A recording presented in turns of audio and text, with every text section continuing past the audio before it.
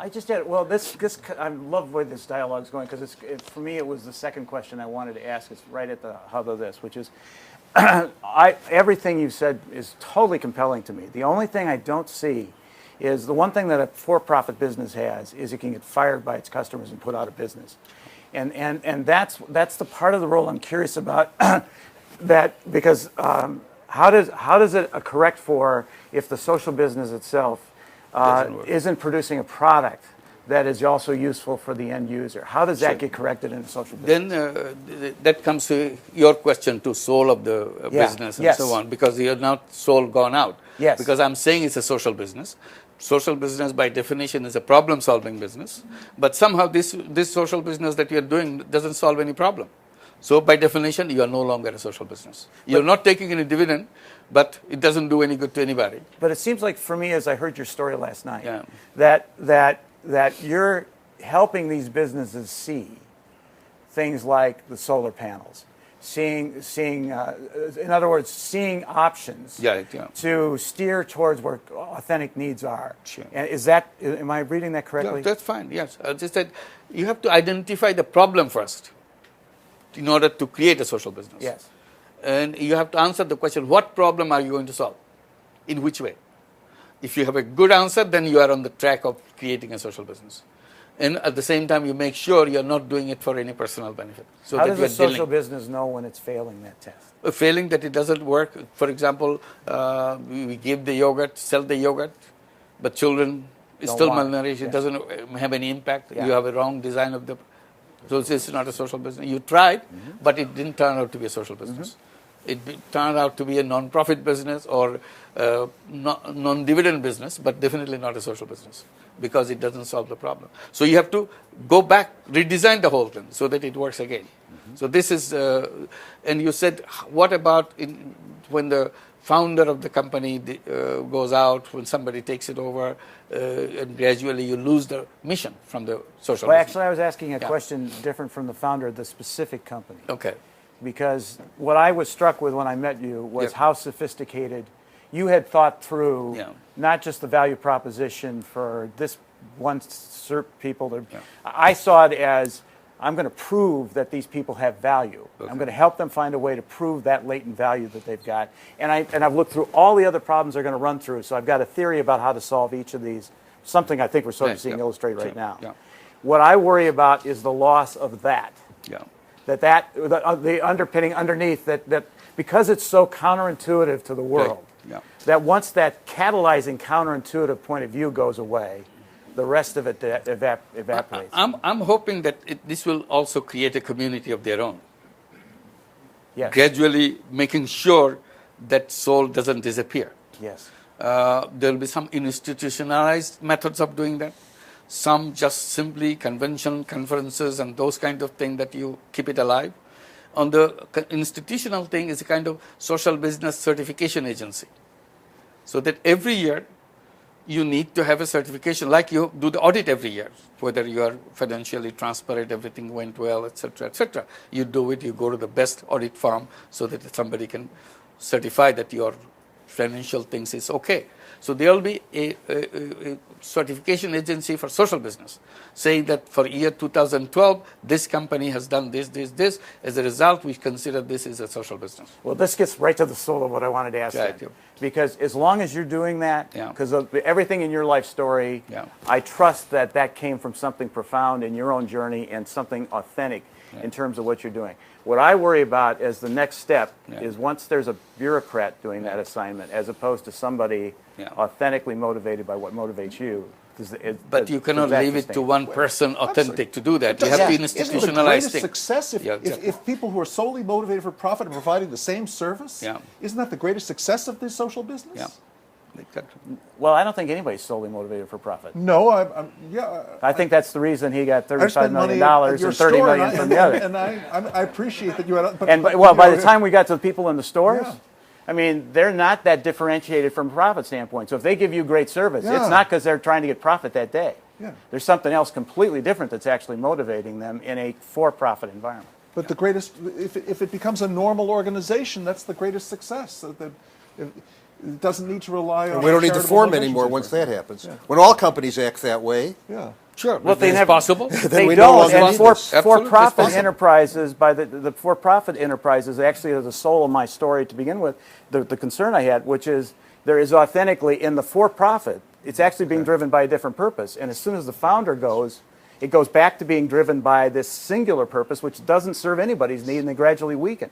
And the macro data on big for-profits is most of them are dying and collapsing because they need the sort of re-energizing of a powerful vision. I think the word is leadership. Yeah, that's a pretty good word. Right? Thank you. Comes back to you. I'll see you later, Roger. Yeah. Okay. Now, coming quickly to your question about the credit and the So talking about microeconomic, micropolitical change. power structure and all that. It's all true. In the beginning, I was to say, because we have a very strong idea, kind of research saying that power structure in the rural area is so strong, they will not like anybody to come and intrude and go to the poor people, bypassing them. So they keep telling us, whatever you're saying is impossible, it's kind of utopian, you'll never make it because you'll never be able to get to the real poor people and so on. So I started explaining to my academic friends who were always arguing that. I said, look, I have been working in, at that time, say 10,000 villages out of 80,000 villages in Bangladesh.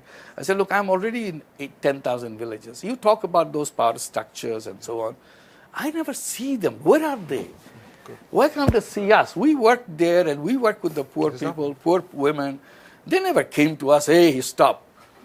They are always inviting us to come to their village. Yeah. Please, because there's neighboring village, you are doing it. Why don't you come and do it in our village? They feel neglected that we are not in. This is get pride that we are operating in their village. So I said, whatever theory you made out, you have to reconsider that. That sometimes you think it's a thick wall, but literally it's full of holes that people can go out in and out without being noticed. Or there is no wall at all of the kind that you are visualizing. Maybe something else. So this is one way, because we have been doing that. I said, you figure it out. You can come and visit our villages because it's not hidden some places. Just go there and see what happens. So this is one kind of thing. But at the same time, there are people who personally, not as a power structure holding it up, opposed to our work. There are all kinds of people, not political people necessarily. They are interested people like loan sharks. They don't like us. It's not power structure as such. They simply were disturbing their business. So they are opposed to us. They make all kinds of campaign against us, smear campaign against us. They get terrorizing stories about us, that these are Christian missionaries coming to your village. They will convert you very soon. They give you money now, and soon they will come with their book. So watch out for this. It immediately makes appeal to the women. My God, no, I'm not going to do that. So this is one kind of campaign. Another, religious people. Religious people saying this is wrong. This is against religion. It's not political. It's simply religion. And sometimes I interpreted later on, actually it was not religious. It was given the religious clothes around it. It's actually male opposition. Men didn't like it because we are giving it to women. So this is one way that we saw that. Another one, we saw that we have a structure in Grameen Bank which helps us a lot. Like 5 women have to get together, form a group of 5, and elect out of these 5, elect a chairperson and a secretary of this 5-member group.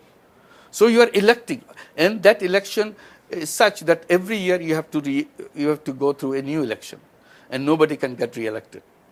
So that it's not dominated by one person. Always everybody gets a chance. Everybody has to take a turn to become the chairman and secretary, so that it is distributed. People are very shy in the beginning. No, I don't know how to do it. But this is your turn. We can't do anything. And by the time it's her turn to step out, she feels very sorry that, I was enjoying it. Now I have to go out. Is really sorry that she has to hand it over to somebody else. Then there's a bigger body called a center, which has about 50 to 60 women. They have to elect a center chief. And that center chief is a really powerful person.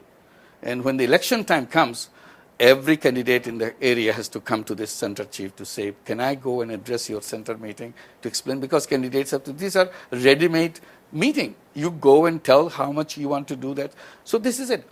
Later on, when the local level election came, there is a reserved seats for women. You're probably familiar in Bangladesh for the women. Well, went there. Many of these Grameen women got elected in the local bodies. I was not expecting that. So I went around and I said, why did you do that? I said, well, you said we should be looking for good candidates. Of course. And we looked around. We didn't find any You good created candidates. And we said, why are we going for looking for others to be good? We are good people here. Why don't we stand up as a candidate?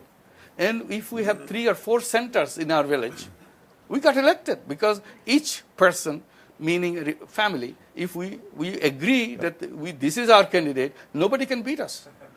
Today, 1/3 of the local level representatives at the village level are from Grameen Bank borrowers. So this is the political effect that they are taking. This is their own logic, not logic coming from us or anybody else. So this is how it works out.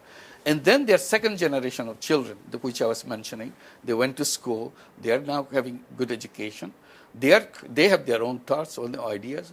They will be very powerful group of people who will be deciding the election and what kind of candidate, what kind of person they would be. And this is it. So this is a process. You built it in. Leadership quality comes because of the election that is built in.